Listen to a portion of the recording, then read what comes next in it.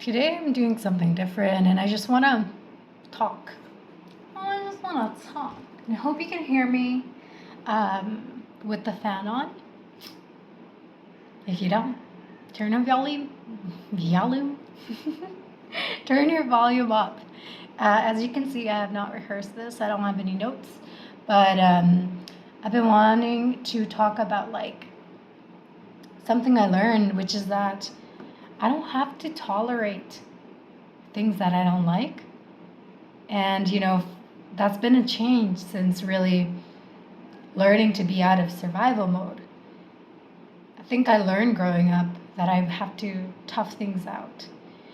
Be in situations where I don't want to be for the sake of the lessons I was learning from them. And, if I stay, then things will get better.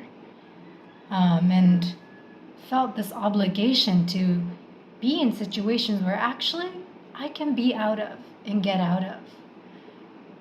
I thought that made me more spiritual, as in it was virtuous to be in a situation or situations where it was really having a toll on me. But, if I can be in them, then that would make me a better person. That would make me a good person, an acceptable person, honorable person. I learned to put up a front, being in survival, and one of the most spiritual things I've learned to do, quote unquote, but I mean, one of the most spiritual in the sense of really connecting me back to me is to be honest with myself, to accept when things are just too much, when I don't like a situation, and to let myself out of situations I don't want to be in. Knowing that that's not weakness. And actually, for me, it took a lot more strength to admit that a situation was too hard on me, to allow myself to remove myself from situations I no longer want to be in, situations, places, and around people I no longer wanted anything to do with. But that's the most liberating thing, to be able to accept yourself at that deep level rather than push, saying there's more that you'll get out of the situation if you can just push yourself and stay in it longer. Not that you even know what you're going to get out of it. You just assume. But I realized, and I'm not saying that there's things you can learn from being in difficult situations. That's inevitable in life, and that's how we grow. I thought I was saying bro, but I'm saying grow. We learn from difficult situations, from challenges, but there's a level of learned helplessness. It's when animals keep going back to environments that are actually harmful for them. They don't know any better. And they get used to that amount of harm and discomfort. So they keep going back, because that's what they're familiar with. I feel like I was doing something similar where I kept going back to situations that were actually harmful for me and that was very uncomfortable for me, because that's how I knew to survive. I needed to go back to these situations that were really hard on me, and I would minimize and downplay how hard these situations were on me, mentally, physically, emotionally, energetically. And it would get my spirits low.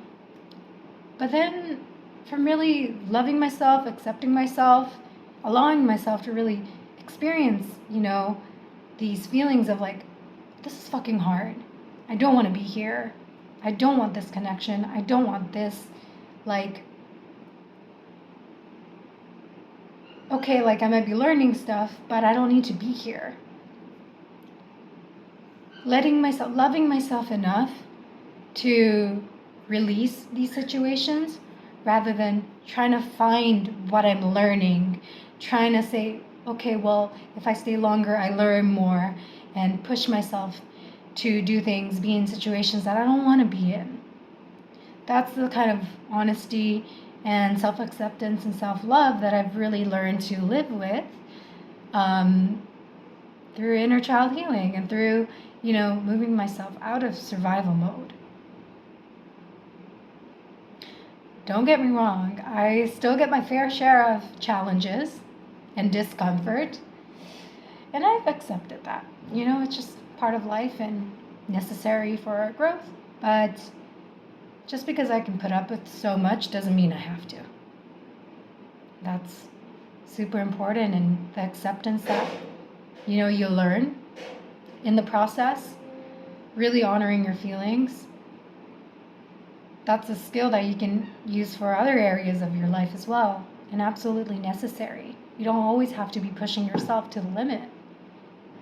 That doesn't make you more spiritual. That doesn't make you better than, others or a better person. No. And that's what I think. So, if that doesn't resonate with you, that's totally cool. But it's just my experience and what I've come to. There's so many ways that we can learn as well. For me, I experienced something very recently where I realized it involved somebody else, and I was very uncomfortable around them. I don't trust them. I don't like them. And I don't want to be around them. And rather than push myself to be around them, I'm trusting myself. I'm trusting this feeling that I get around them. I'm letting myself admit, because they did something that really hurt me and I didn't like, that, I don't need to force myself to try to forgive them, and instead I can release them and think of ways that I can release this person from my life rather than pushing myself to forgive them. Because to me right now, that's the most unconditionally loving and accepting thing I can do for myself.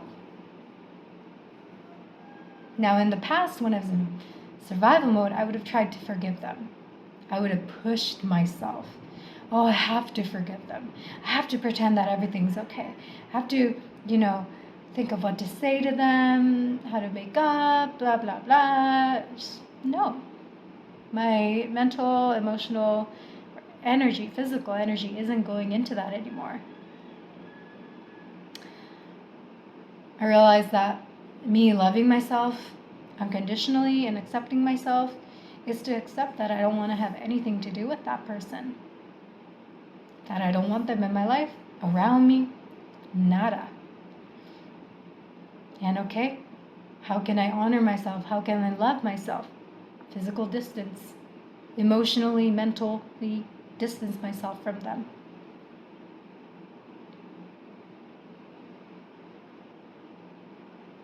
And actually, that's been more spiritual for me. I've said this before, but using this as an example because it's coming from a place that's really connected to me. I want to put that distance. That feels right for me. And so I feel more spiritual by doing that,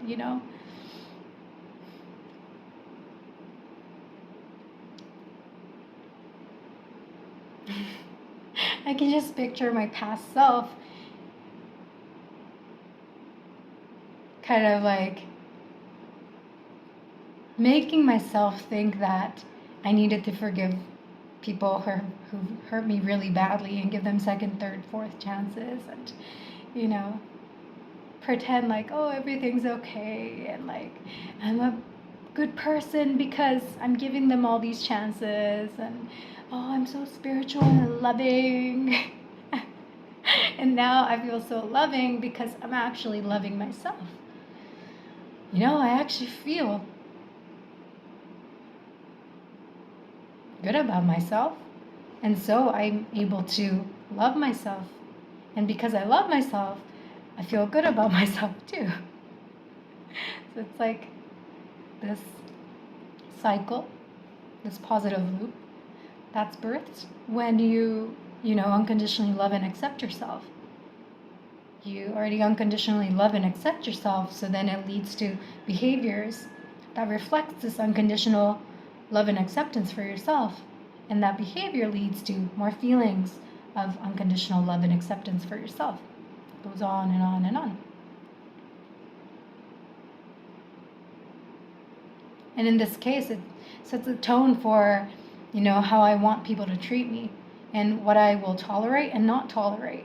Before this, I would just have been a doormat, tolerated so much shit, you know, because my self-esteem and self-value was so low. Self-worth was so low, but not anymore. And that's where I see like real growth and outcome of healing my inner child. She tells me what she doesn't like, how, you know, a person treating me the way this person did makes her feel. I acknowledge that, I validate that, I accept that. And taking those as clues, I dig deeper. Okay, like, what do you want to do? What should we do? What's an aligned action, some aligned action that we can take from here? And I go from there. Discover what actions wants to come through. So, impromptu video, I wasn't planning on recording this, but yeah, it's not all rainbows and butterflies, you know, it's just life. A lot is happening all at the same time. But I'm really proud of myself for being able to be honest about when I don't like other people's behaviors, and to really be open and honest about how much something affects me. You know, in the past I might have just kind of pushed it aside and said, oh, I'm too sensitive, and downplay my feelings and emotions, but that's something that I've learned to accept as well, my sensitivity, and that's not going to change. I mean, it helps me do the work I do and to live the way I do. And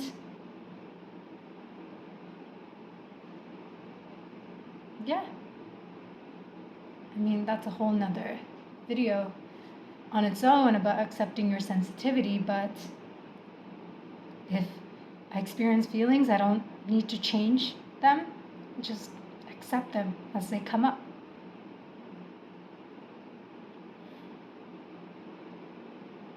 Yeah, so I hope, you know, what I share resonates with you, and there's something that you can take away as well from my experience and from this video. I hope you get to honor yourself, learn to accept your feelings, and accept yourself, love yourself, and take action today that reflects the love and acceptance for yourself. And if you're someone that is not used to this way of being or living, you can always learn. Always learn. I learned. If I can do it, you can do it with enough dedication and a commitment to yourself. So I hope this guides you on your journey of going from survival mode to freedom. Ciao.